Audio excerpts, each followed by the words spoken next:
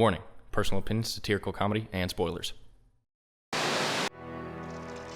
Leave this place! Leave this place! Hiya, Toonies. I'm WHYBOY, and this is NERO.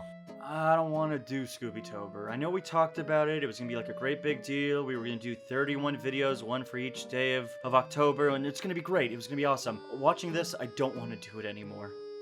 Boo Brothers! Oh. Boo Brothers is not very good. I know this is a nostalgic fan favorite for a lot of fans out there. It's just not good. It's so boring, dull, and just convoluted and all over the place.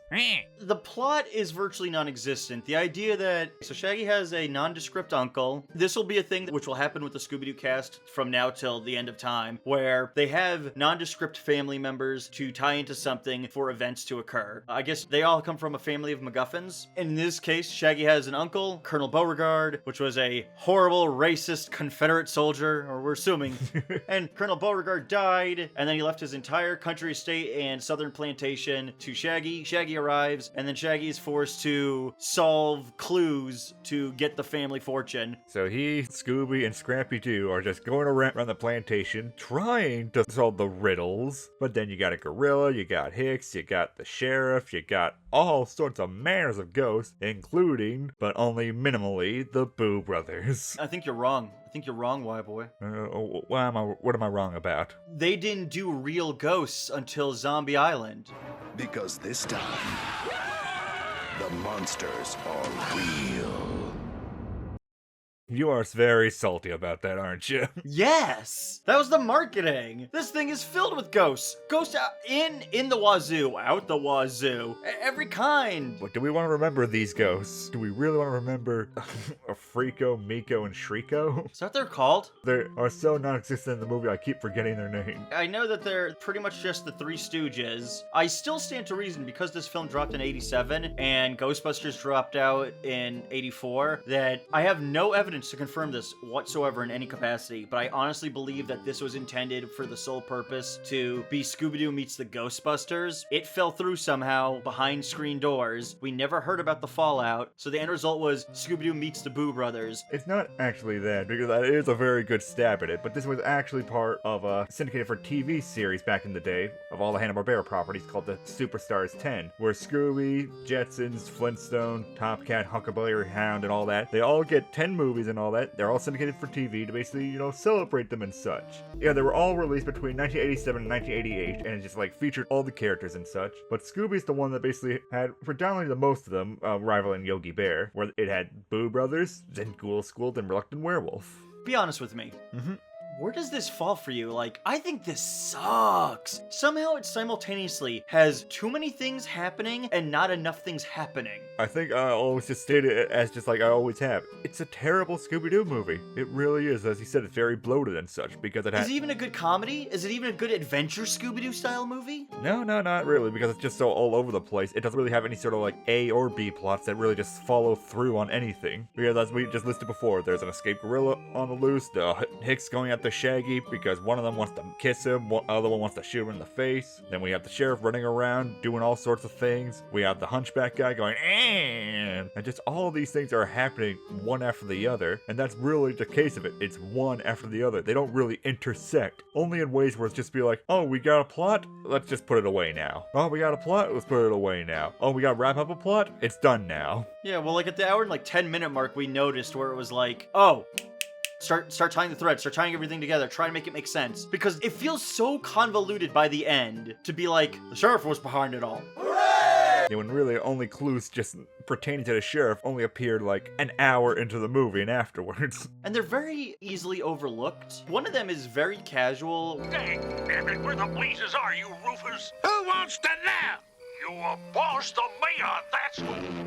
The real sheriff would know that, but the fake sheriff wouldn't. But because we were never given any indication that the fake sheriff has a twin mustachioed brother, you never put that together. Who cares? Get this kids' movies out. It's the 80s. No one cares about kids' intellect for film. You don't care about kids' intellect because you gotta explain everything. Because we can put all the plot B stuff to the side and all that because basically the movie already does that anyways. The plot A stuff is Boo Brothers and the mystery, solving the riddles and all that sort of stuff. And the riddle solving is just terribly boring. Whereas it's just, let me read a riddle. Okay, got the riddle in the place. Scrappy then comes up to be like, let me explain the riddle very slowly for the audience. The chimney! It was a broken piano key. The grandfather clock. Each and every single time. No deviation or anything like that. It sucks away all the fun of the actual mystery of it. Sucks the fun away of the adventure and everything. Like, how am I supposed to enjoy anything when just the story just sort of like bumbles into the next part? To me, the thing that annoys me about the Scrappy-Doo stuff, it feels like watching like Dora the Explorer. You know those educational shows where it's like, that's fine because it's like educational for like preschoolers? I'm not saying this is for like big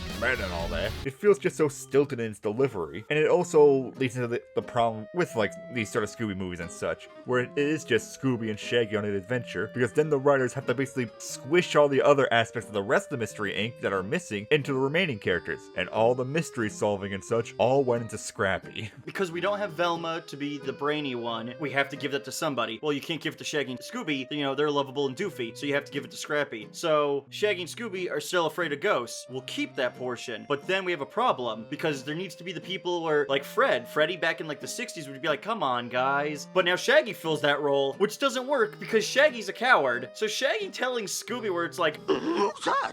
The monster? No, it's just the sheriff. Come on, Scoob, there's no monster. Oh, I don't wanna. You're such a wimp. you believe in ghosts too! Yeah, then the danger proneness basically just is added on top of Shaggy and Scooby, where they basically just get constantly thrown into shenanigans, and Scrappy gets nothing happening to him, basically. Except for one time he just gets basically just taken away to another room. That's the problem, is like, I think Boo Brothers as a whole fundamentally is a great example of why the angle, the dichotomy of the Mystery Inc. group is so important to making a successful Scooby-Doo anything, show, movie, because you need that interaction. You need that interaction to bounce off of these 5 different characters, because once you get rid of, you know, the 5-man team dynamic, well, then you have to constrict it, and then you get conflicting things where it's like, again, Shaggy's a coward. Shaggy tells Scooby that it's ridiculous to, like, believe in ghosts. Well, that fundamentally doesn't work. The trap mechanics were gone in this movie. They managed to succeed at things because the movie needs them to succeed at things. So, like, when they need to capture the ghost at the end of the movie, it's a good thing that he himself pulled a lever that covered him in gold so he couldn't move. Yeah, or he was gonna blast him right in the face. Yeah, Zombie Island is the dark one, but like this one is hilariously has a amazing amount of like, we're trying to flat out murder like Shaggy and Scooby and Scrappy during the confines of this. Yeah, there's a lot of shooting at them going on.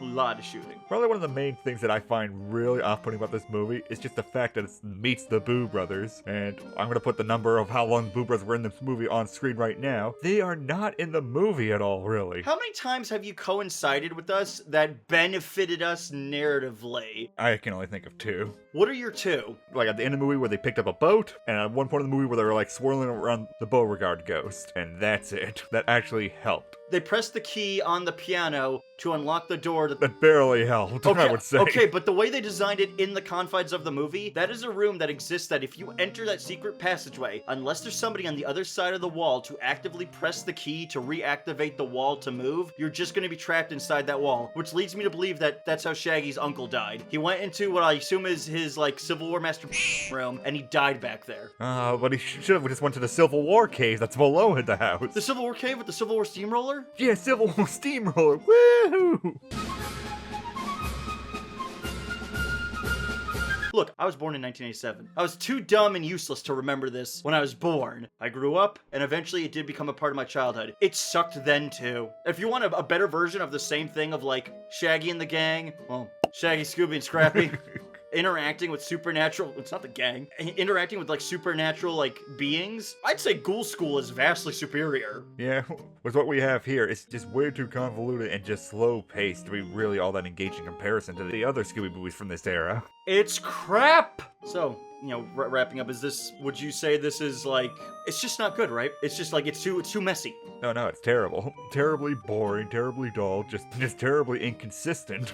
It's perfectly, consistently inconsistent. Yeah, it's a real life riot. Yeah, it's a riot, okay?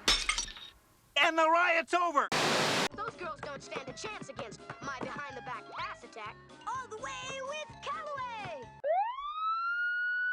Be sure to join ToonGrin socials. Hello everybody, I'm WHYBOY and this is NERO. Yep, here we are. the most inoffensively unoffensive of the Scooby-Doo films from the 1980s. Yet the second out of the series of the Superstars 10 series, Scooby-Doo and the Ghoul School, which actually went by other names, the Ghost School, Monster School, but Ghoul School's the funniest one. Sure. The basic story is Shaggy, Scooby, and Scrappy are heading off to Ghoul School because they're the new gym teachers for the ghouls there. But they don't know that because shenanigans. I love that Shaggy's like, oh boy, I got this side gig as a gym teacher. They make it to Ghoul School, they meet Mrs. Grimwood and then all the girls. Isabella, Dracula's daughter, Elsa Frankenstein, the Frankenstein's daughter, Winnie, the Wolfman's daughter, Phantasma, daughter of the Phantom, and Tannis, the Mummy's daughter, and the little baby one. Everyone else, iconic monster. Dracula, Frankenstein's monster, the Wolfman, the Mummy, Phantom. Why couldn't it just be like the Invisible Man's like daughter? That would have made animation a lot easier for them. But Shaggy and the gang are there to help these girls be able to beat those dang Calloway kids from across the way at their volleyball match. This was the era of random ideas. Between Shaggy goes to his racist Confederate uncle's house, and then all of a sudden he runs into like a crappy version of the Three Stooges. And then what if Shaggy was like a gym teacher and he was like, I'm gonna be the gym teacher for iconic movie monsters and the Phantom. And then they'll go against like a boarding school for young boys, which is only made up of like, I think like 5 or 6 kids. In very short shorts, which is very unnerving. I think my favorite part is where they have like the crop tops. It's just, you see that and it's just like, why? Was that a thing in the 80s where like young men wearing like hot pants and crop tops? It's like their slogan for their school. It's all the way with Calloway. You go all the way to prison. And you know what? Just taking in that whole story right there, it's a pretty fun little adventure and all that. Shaggy and Scooby helping the girls, being able to like, as they beat the boys at the volleyballs and all that. And it's just a cute, nice time. Maybe too punny and such at times. Fantastic to meet you. Fantastic having you here, guys. Oh, how am I doing, Vanilla? Oh, fantastic, Fanty. Can you shut the up? But it's just a cute, fun time. What if we invaded that plot with another plot? Well, no, you would ruin it then. Well, hold on a second there, Buckaroo. Because once they had Revolta, the Witch of the Web, this character, I don't understand this character, where her motivation's just like, monsters used to mean something, and they've all gone soft, which I guess means they all became like family people, because like they all became dads. Why can't they be lonely like me, Revolta? I would argue the first portion, well, not, it's nothing spectacular. It'd be solid for like a 22-minute pitch. And then once you hit that 50-plus minute mark, and it's like, okay, they did the things with the girls, they helped them overcome the Calloway cadets, they won the volleyball game. They had a wholesome moment with all the other monsters and all that, where the dads were just like, hold on, you're misspeaking. They have a sincere moment with the fathers, and then as the fathers leave, they're like, yeah, but we're dads though, so if you screw this up, we will kill you 5 different ways. Well, 4 different ways, and then Phantom will do something because he's the least intimidating out of us. But yeah, I'd argue, like, yeah, it's campy, goofy, and it's kind of fun. Revolta honestly seems like she is, like, a weird invasion in the plot. Yeah, it's like I described it within the movies, just sort of her popping in every so often to be like, I'm part of the movie, actually, until you get to the actual Revolta part of the movie. Because there's no intertwining of the actual plot lines or anything like that. It's basically just sort of like compartmentalized into 2 sections. Volleyball section, then Revolta section. All the characters are present in both sections and such, but while in the first section you basically do get a lot more like clever interaction, clever back and forth, corny and such, but also enough to create actual dynamic and everything. And the second one, it's basically just very dragging, where it's just trying to make way to basically get to that end point mark. And the Revolta section's weak. Her plan is so beyond dumb. So she has her spider bats, which are like spiders and bats.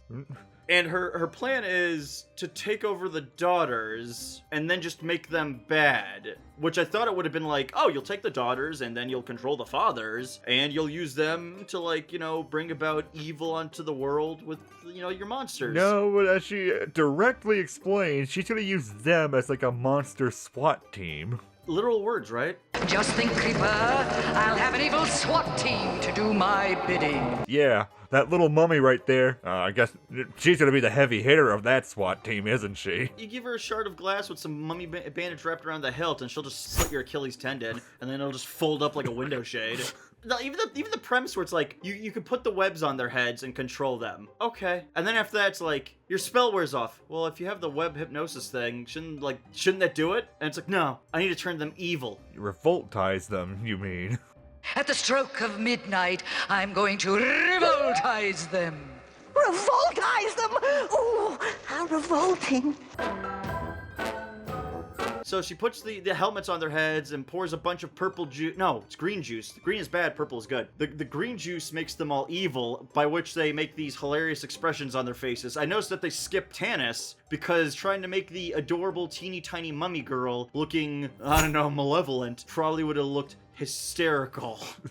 I'd like to point out, to stop them from becoming evil, all you kind of have to do is, like, shove the girls out from under the device, and it works. Like, I really feel it's weird, because then the movie goes for convoluted. Some of the girls get free, like, a majority of the girls get free. Revolta turns Scooby into a frog, and she's like, I got him as a frog. Ha ha ha ha. Revolta has the full deck now. And then the spider bat, because it's an idiot, chases the frog, and the frog knocks a bunch of stuff into the pot, and somehow it is the expertly, perfectly exact antidote to turn the wicked potion into the good potion. So then all of a sudden, Phasma's just like, I'm good now. That string of coincidences basically can make up a pretty alright second half and everything, but that doesn't really account for everything that happens into it, because you had to throw in the random mirror monster and such, the weird purple monster that shows up, the Callaway kids coming in on their flying helicopter. A lot of elements that are just thrown in there and willy-nilly. That doesn't really mesh together. It's basically just there to just pad out the time to just get to the end point. It's like Boo Brothers. It's so dense. There's so many things happening. And you and I said, like, first half, can't be goofy. That's fine. It's Scooby-Doo. That's what Scooby-Doo is. Yeah, because it has a focus. It needed to just be on the Ghoul School, and that's it. Because the Ghoul School was the interesting thing. The girls were the interesting thing. They are all archetypes and such, but when you basically have the second half, the girls are basically taken away, and it's just left with Scooby, Shaggy, Scrappy, and Matches, which is the little dragon, whose fun quirk is he's an asshole. It completely falls apart. I don't know, what should be like a wrapping thought for this? It just doesn't make for a really engaging second half of the story. Yeah. And it becomes just sort of like a decision between the two sort of evils of Ghoul School and Boo Brothers. Do you want more consistently just like muddled together like Boo Brothers is, which for us makes an entirely boring experience from beginning to end? Or do you want all the muddleness in the second half of the story, where the first half gives you a fun, corny time, and the second half, I'd much rather have Ghoul School over Boo Brothers. I genuinely dislike so much about Boo Brothers. The riot, okay? And the riot's over! It's really hard, because unlike Boo Brothers, which gives you such a stronger feeling, Ghoul School doesn't. Ghoul School's kind of fine. I do wish they'd maybe take another swing with these characters. I don't know if they could, because the Hasbro situation, lawsuits.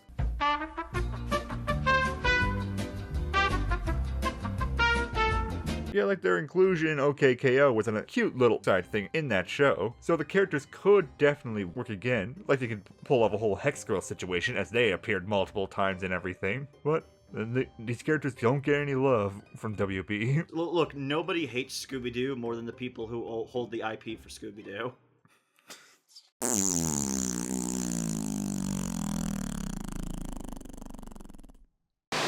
Dracula!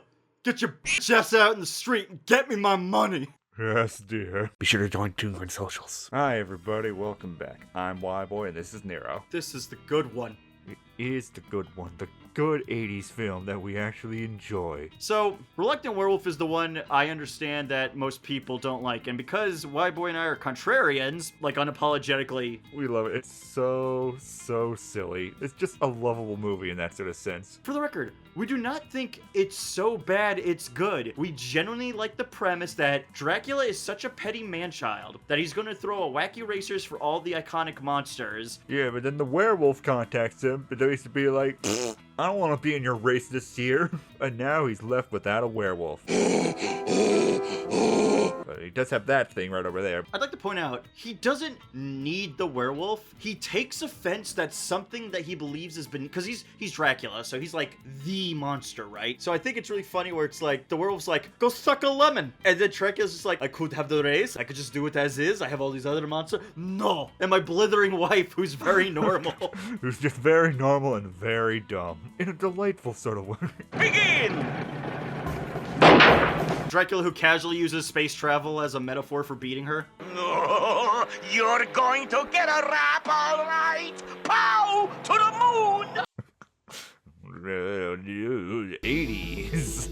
But anyway, Dracula needs a werewolf, so where's he gonna get one? Well, it's gotta be Shaggy. I love that they crack open the book and it's like, the book says in 500 years, this is there's 3 consecutive full moons, and in a very particular spot, you'll be hit by magic moonbeams and it turns you into a werewolf. And then like Dracula's wife's like, oh, check it, dude. The book even says that this idiot could be the werewolf. What kind of a name is Shaggy? It says he's an American. And what else is a great coincidence? It seems like in this one, Shaggy is a road racer and all that, so he's a perfect fit for the monster race. And he's got his pit crew of Scooby and Scrappy, and he's got his loving, doting girlfriend, Googie.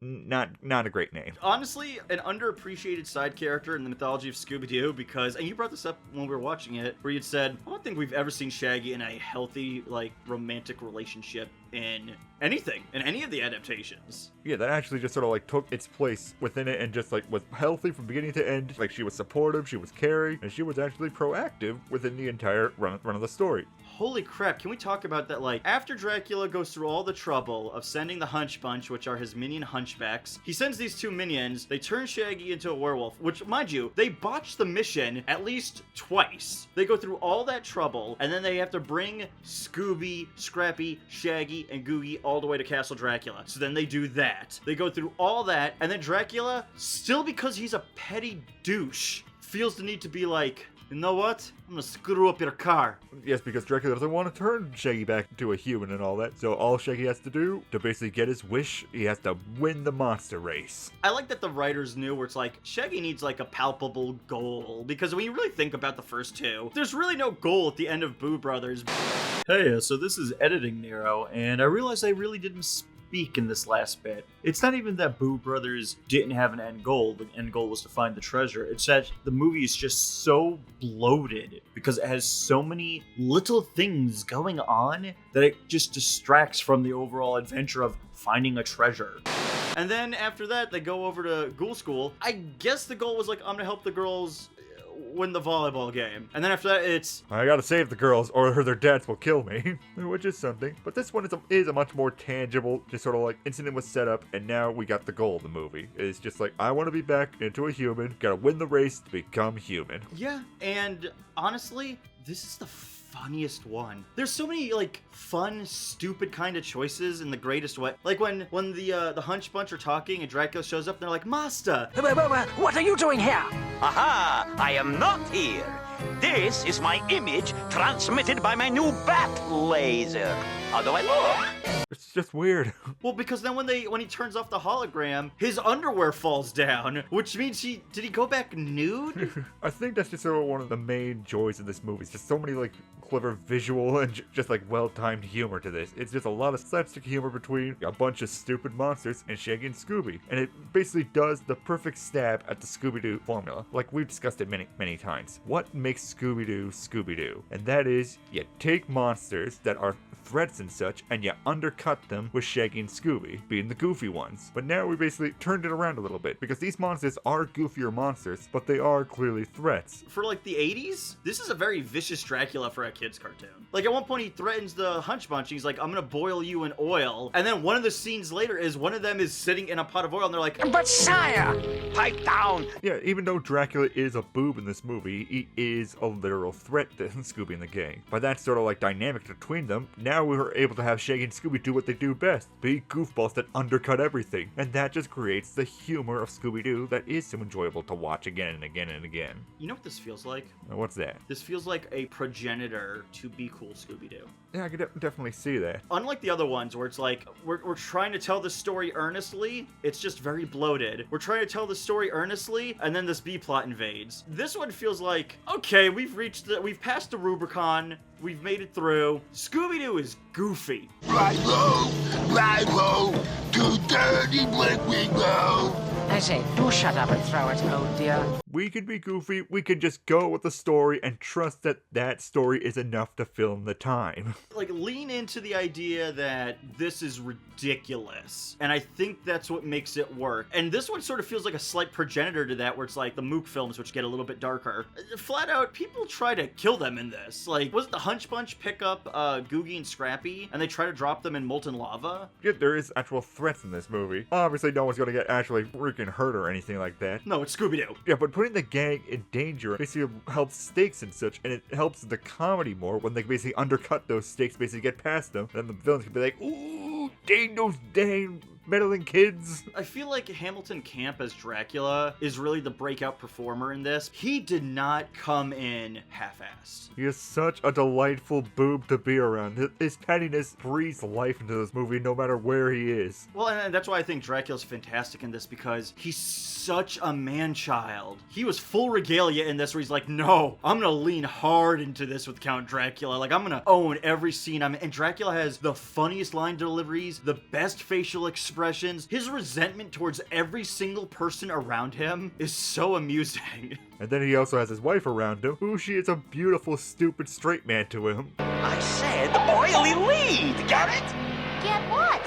Stay with me, I want to be alone. Like, the only negative about the movie in general would just more be like, because it is sort of a racing story, after a while, some bits do tend to drag on, as they are trying to fill out the story by the end. It's not as horribly paced as just sort of like, you know, Ghoul School or Boo Brothers, but it does have points where it's just like, a race is going on for quite a bit, and there's not really much differentiating between each one of the legs of the races. Give credit where credit is due, though. When they do the different legs of the races, the fact that they're open to allowing the characters to do color commentary as though it were an actual race occurring allows for it to feel, for all intent purposes, it feels more real. It didn't take the lazy man's way out. It didn't just show us footage of the cars moving and that's it. They actually went through the effort of being like, we got these talented actors, let's have them do like color commentary. And then, you know, they sprinkle that in with the iconic Scooby-Doo level of like, throw in some pun dialogue. There's where Dracula will make like a zinger and his wife won't get it, and then later she'll chime in and be like, oh, I just got that gag you set up like a minute ago, and he's just like,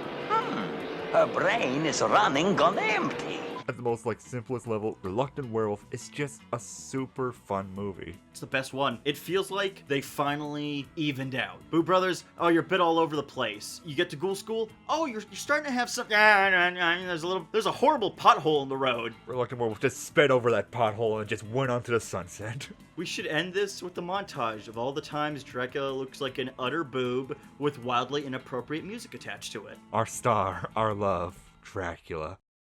Thanks for everything, all those special things, the stolen moments shared when we were unprepared for anything. Walking in the park, that sudden summer storm. Pardon me, boy, is this the Transylvania choo-choo?